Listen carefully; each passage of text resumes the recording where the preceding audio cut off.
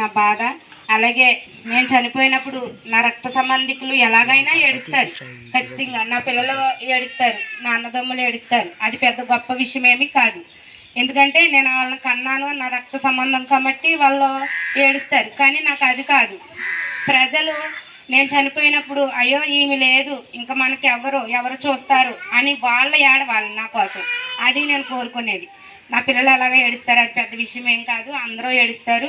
కానీ నేను కోరుకునేది అది ఒకటే అండి, ఖచ్చితంగా దేవుడు నాకు ఏదైతే వాగ్దానం ఇచ్చాడో ఆ వాగ్దానాన్ని ఖచ్చితంగా నెరవేరుస్తాడు అనే విశ్వాసంతో నేను ముందుకెళ్తున్నాను. అలాగే మరి గ్రామంలో పెద్దలు కానీ మరి అలాగే